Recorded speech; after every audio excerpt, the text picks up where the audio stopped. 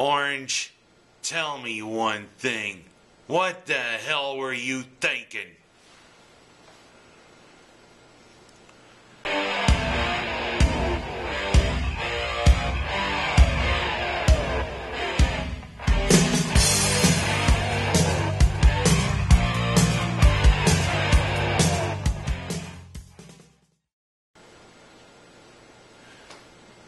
You know, you guys had a pretty decent regular season and a semi-decent run through the Big East tournament. Seeded third in the region, I was expecting big things from you guys. And what does the Orange do? You guys decide to revert back to your 1980s and early 90s ways, burning brightly during the regular season, then taking a hike 2 games into the NCAA Tournament. Well, let's look at the first thing that was the only good thing about it. The opening game win over Indiana State. Larry Bird's alma mater, for those of you keeping score. It was a pretty good game, and Indiana State was pretty game through much of it. But you know, talent usually wins out. And even though Indiana State was the champions of the Missouri Valley Conference, the Missouri Valley Conference just can't compare with the Big East in terms of talent. Eventually, the Orange pulled away to a pretty decent 77-60 win in the opening game.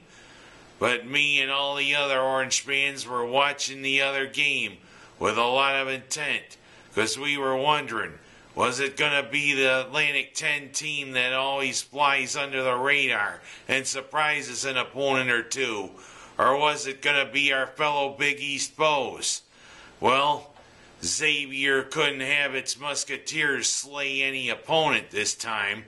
Instead, it was our good old conference mates from Michigan, Marquette, who we lost to in the regular season up there on their home court. And I was thinking, revenge is going to be sweet. It's not going to be on their own court. It's going to be on a neutral court in Cleveland. Round 3 of the NCAA Tournament. A win against Marquette, and guess what? We're going to play Roy Williams in North Carolina. But you know, either Syracuse decides to dumb down its game for some reason or whatever, when they get to the next round.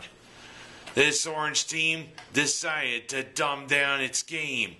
And the result, 19 turnovers. 19. Can you say stupid? I knew you could. 19 turnovers. Nobody can win committing that many turnovers. Like there in the final parts of the game.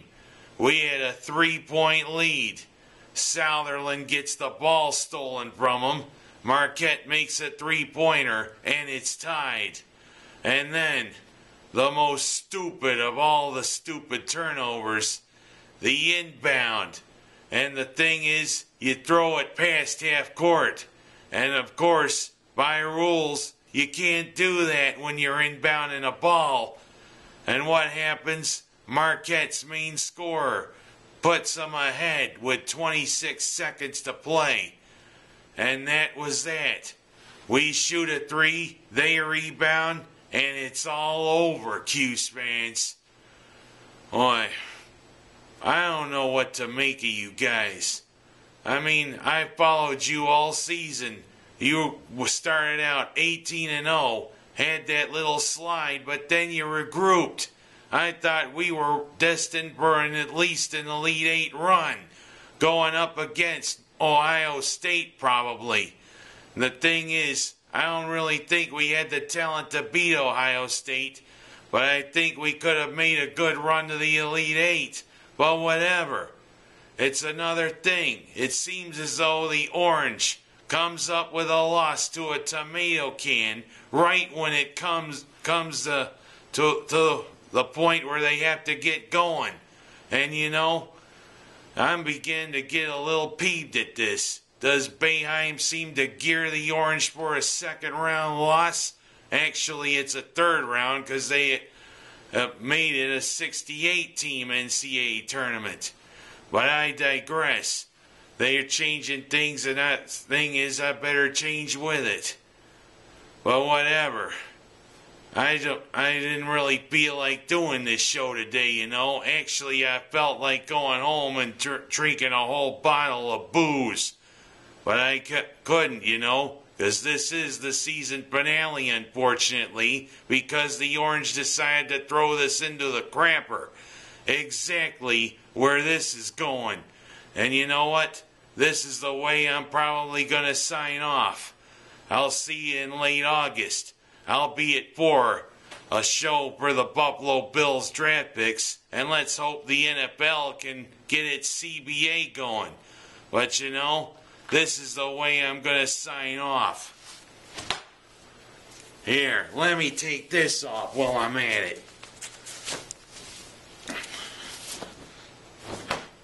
That's it for another season.